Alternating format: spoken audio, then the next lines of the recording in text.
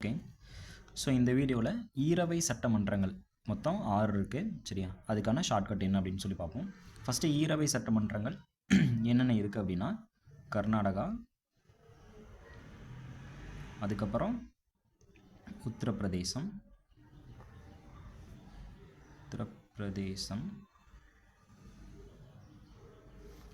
அடுத்தது பீகார்,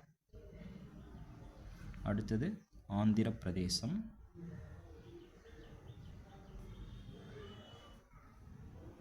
அதுக்கடுத்தது தெலுங்கானா,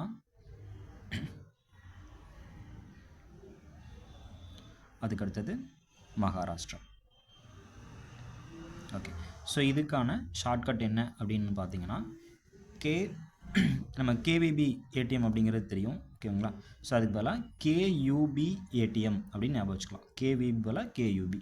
ஸோ இதில் கே அப்படிங்கிறது கர்நாடகா, யூ அப்படிங்கிறது உத்தரப்பிரதேஷ், பி அப்படிங்கிறது பீகார், ஏ அப்படிங்கிறது ஆந்திர பிரதேஷ், டி அப்படிங்கிறது தெலுங்கானா, எம் அப்படிங்கிறது மகாராஷ்டிரா. ஓகேவா. ஸோ இதில் ஜம்மு அண்ட் காஷ்மீர் வந்து ஈரவை சட்டமன்றமாக தான் இருந்துச்சு. ஆனால் இப்போ நமக்கு அதை நீக்கினதுனால இந்த ஜம்மு அண்ட் காஷ்மீர் கணக்கில் வராது. ஓகேவா. தேங்க்யூ.